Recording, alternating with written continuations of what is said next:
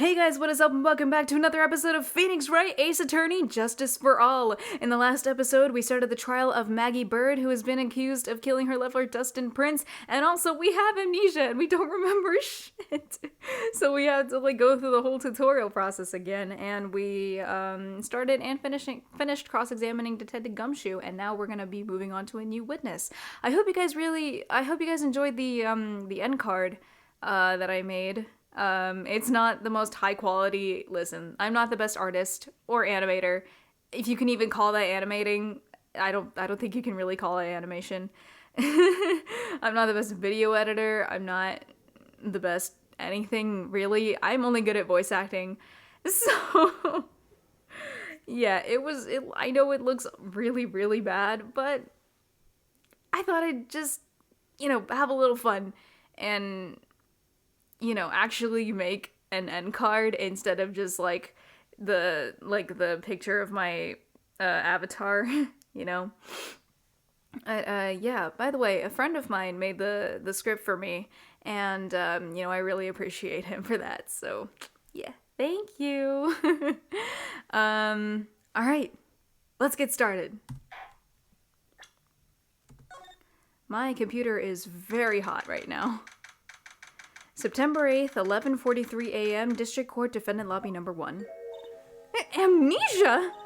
I can't believe my lawyer is trying to defend me in such a state. Why didn't you tell me, sir? I'm sorry I didn't mention it to you. Oh, I know what to do. I heard you can fix something like this with a really strong shock to your system. Come on, lower your head a little. A Mackie kick should be all you need. No. I think I'll pass on this one. Come on. I'm sorry. Whenever I see someone in trouble, I have a hard time leaving them alone. I tend to stick my nose where it doesn't belong and try to tackle everyone's problems.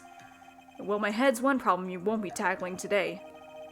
Well, we're here to solve your problem first. We can deal with mine later. For now, do you think you could fill me in on a few things? Of course! I'd be honored to! Well, I guess we'll start with my name and then I can tell you about me. No, that's okay. Really, I think I know you and your name pretty well by now. I was wondering if you could help me figure out a few things about myself. So, my name is Phoenix Wright. What a weird name. This is serious. You really don't remember. I'll tell you what, sir. You can have this back and maybe it'll help. This is a business card? We have a business card? I got this from you. It's my most prized possession. You could borrow it for now, but please give it back, okay? Okay, there's some numbers written on the back. Oh, that's her cell phone number. Phoenix's business card added to the court record. I guess for now we should stop talking about me and start talking about this case. This case? Yep. Can you think of anything that would be helpful for me to know? What can I tell you? I can't think of anything other than the incident with that cell phone, but... Cell phone? Yeah, your eyes lit up when we talked about it at the detention center, sir. Hurry up then and tell me. This might be very important. Okay, Roger. It was on the day of the crime, just before 6 p.m. I picked up a lost cell phone while on a walk with Dustin.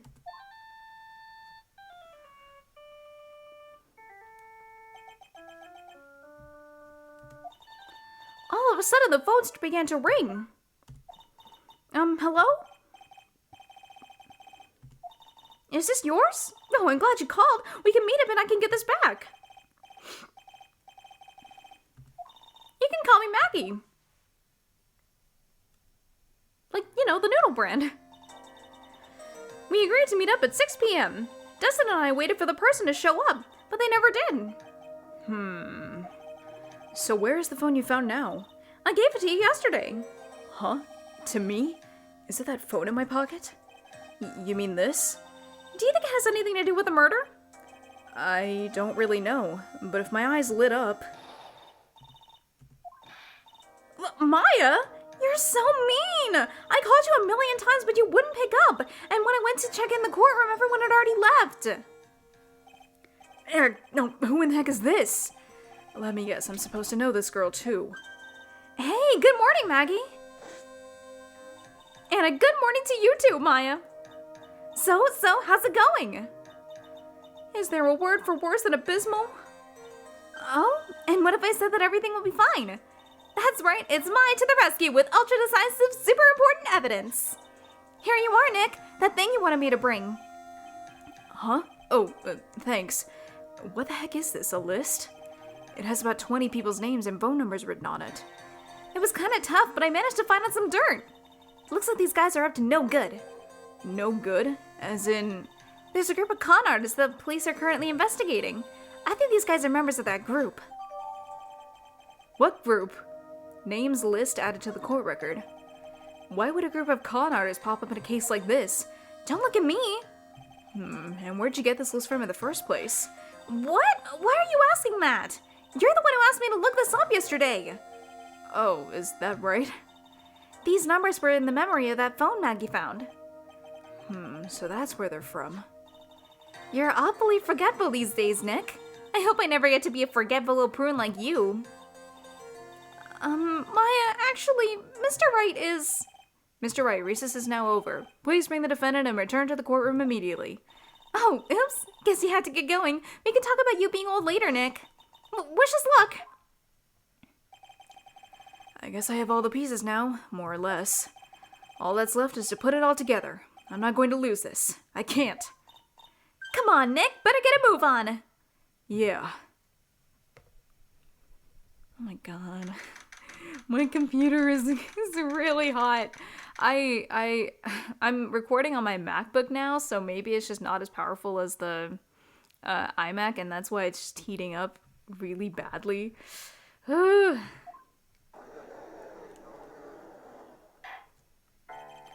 court will now reconvene. Please call your next witness to the stand, Mr. Payne. Yes, Your Honor. But before I do, if I may say a few words. What is it, Mr. Payne? It's about the next witness. He has a tendency to say things that rub people the wrong way, you see. So I asked that the court might be a little lenient on... There is no need to give a preface. Just hurry up and call your witness, please. Yes, Your Honor. The prosecution calls its next witness a drifter who was taking a walk in the park on the day of the murder.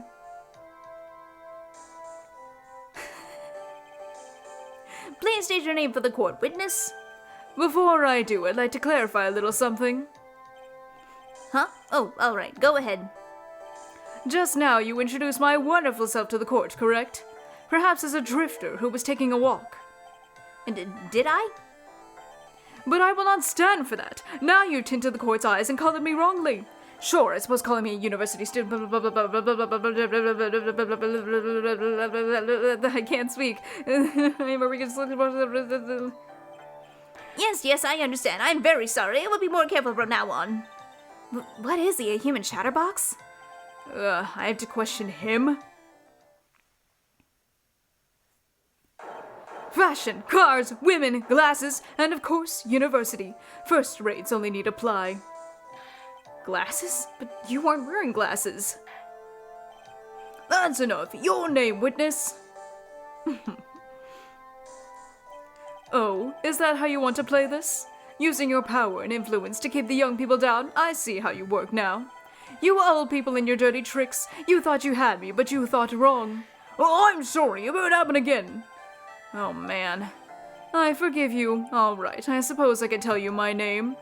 I am Richard Wellington, the drifting virtuoso with a PhD in drifting, as it were. If you wanted to, you could call me a university student in transit. Mr. Wellington, on the day of the murder, you were taking a strolling through the park, correct? It would appear that you are attached to that word. If you must, then, by all means. But I remind you that I am in no way a prepubescent boy out on a walk with Mommy. If you must know, I'm...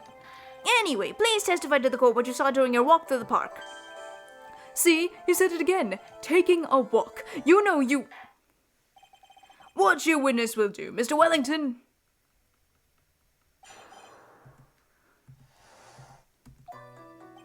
I was at the park all afternoon, deep in thought about my life situation. I don't remember the time all that well, but I do believe it was past 6 p.m. All of a sudden, a police officer falls from above right in front of my eyes. Without a thought, I looked up, and there I met the eyes of a charming young lady. Of course, I remember her sweet face. It was that of that pretty defendant over there. The only other thing I saw was the banana that fell with the police officer. Banana? Banana? That certainly was a decisive testimony. Decisive? Nick, did you hear what he just said? Yeah. That's all you had to say? How could you be so calm? It's strange. My mind is very calm and clear.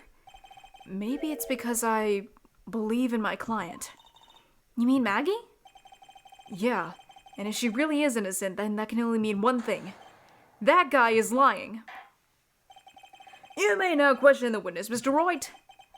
I'll find out the truth, no matter how well you craft your lies.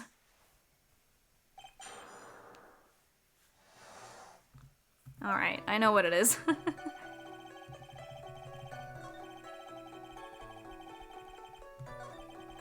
Broski, it was not a banana.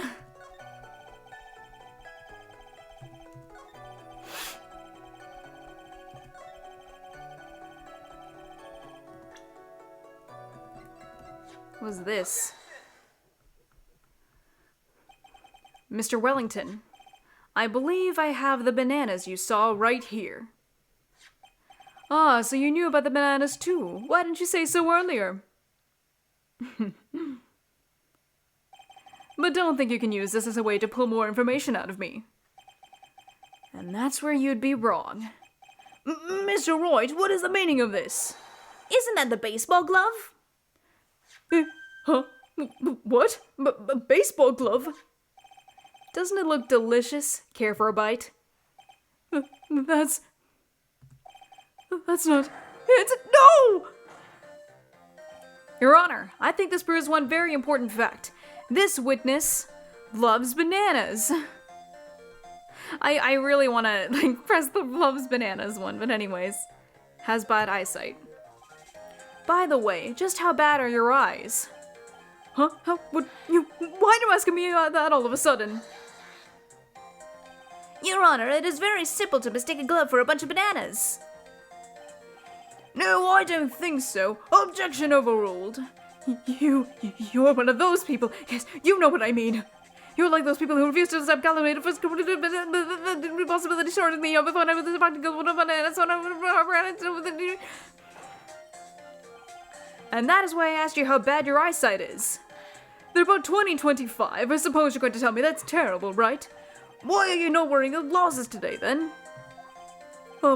That's because I lost them recently, you see? Of course, I was planning on getting a new pair made right away, but, you know, my glasses are no ordinary glasses, so in order to replace them... How about when you witnessed the crime? Were you wearing your glasses then? How about it, witness? You are an unrelenting evil man. You're like those people who rejected Joan of Arc, but she was brave and courageous only... Which boils down to you were not wearing your glasses at that time. Therefore, the identity of the woman at the scene of the crime and that of the defendant cannot be proven to be the same by this witness. But the height difference was only 9 feet. It was very possible for him to see the face of the culprit standing on the upper path. Witness, please be more accurate in your testimony. Remember, a person's life is at stake. Yes, Your Honor. Now then, please continue with your testimony. Please tell the court what happened next in the moments after you witnessed the crime.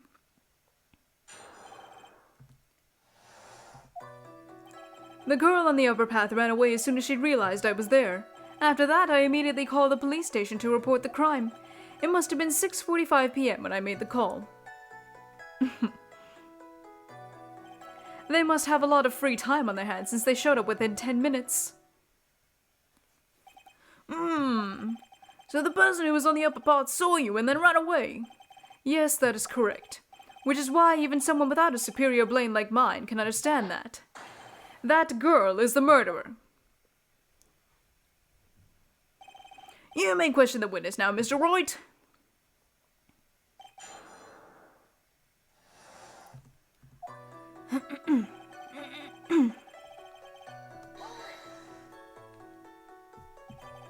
She ran away just like that? Yes, she did. She saw me and flew the nest like the guilty bird she is. Oh, I'm sorry. Was that pun too hard for someone who's only got a third-rate education? Actually, that did take me a few seconds to get. Anyway, she ran away the instant she saw you. How could you tell it was my client? The witness has already answered that question. He has stated that the defendant is the culprit. This is true, Mr. Wright. I'm striking a question for the record. How can I get more information out of him? We keep pressing him, that's what we do.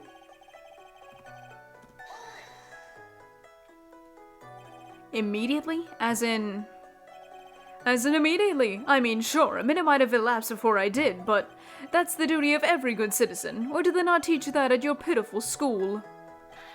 You think people learn about how to call the police in college? Hey, Nick, I think you should take a look at the court record for a sec.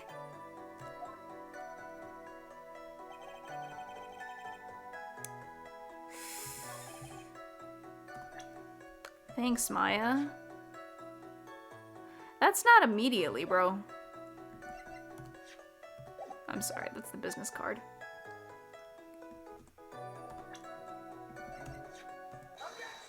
Alright. Mr. Wellington, would you please take a look at this? You mean the victim's autopsy report? According to this, the murder occurred at 6:28 p.m. So what of it? You said that you called the police immediately after the murder took place.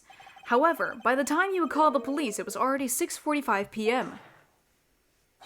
There was clearly a 15-minute gap here. Do you deny it? I think this court would like to hear what you were doing during this 15-minute gap. The witness was in shock at the time after witnessing a terrible murder. It's only to be expected that he would be a little dazed. 15 minutes is hardly what I would call a little dazed. Mr. Wellington. Yes? Explain yourself. What were you doing during those 15 minutes? Answer the question. Telephone. I mean... Spit it out. I was searching for a phone booth. A phone booth? You mean you don't have a cell phone? You and your questions, as if you're trying to open all the layers of a Matryoshka doll. You must think you're really something special. Witness. I lost my cell phone. There, are you happy? You lost it?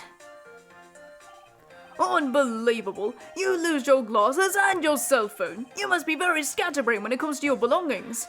What? Are you saying that first-rate people are never allowed to lose things? Haven't you ever heard that all geniuses have a strange impression of...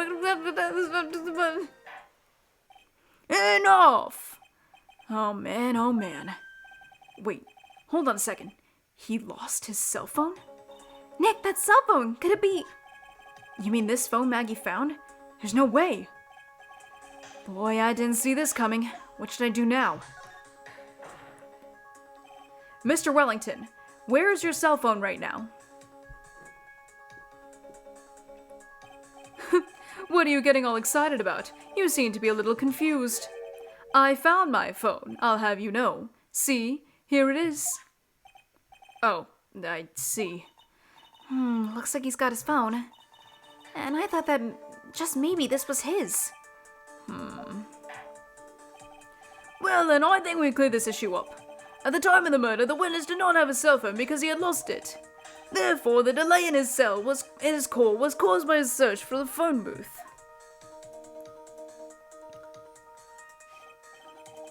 Well, that's the gist of it. I guess you could put it that way and leave it at that.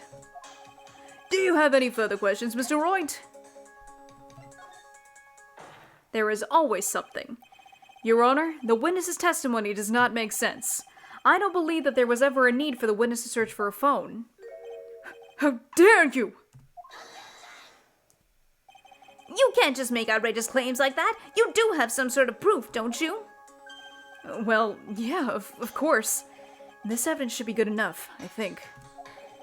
Alright, let's have this proof then. Please present proof that the witness had no need to search for a public phone booth. Is it in one of the photos? It's right there. It's literally right there. Oh, frick. It's quite simple, actually. Please take a look at this.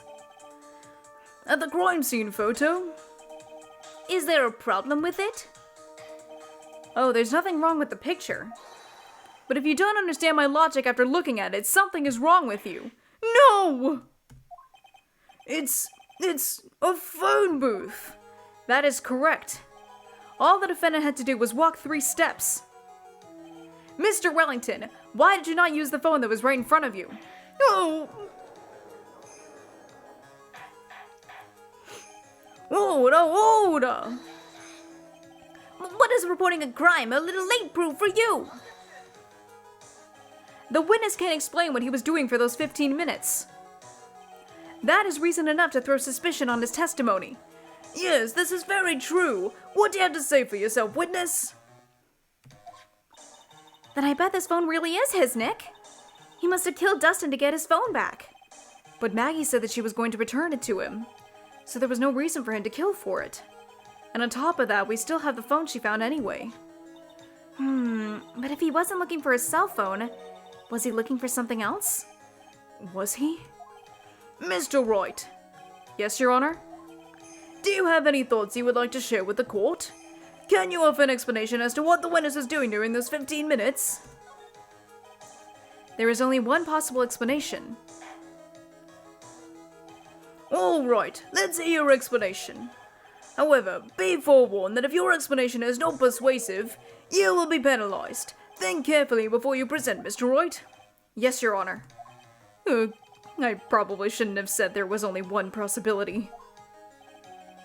Please present to the court the one piece of evidence that will answer the following. Why didn't the witness call the police right away? Alright, I know this is a really weird place to stop, but we're gonna go ahead and stop right here, so that is it for this episode. Roll the end card. Objection! You haven't hit like and subscribe yet! Hold it! You forgot to ring the bell to get notified whenever I upload! Take that! Click here to watch more of my videos! Thank you guys so much for watching, and I'll see you guys in the next episode. Bye-bye!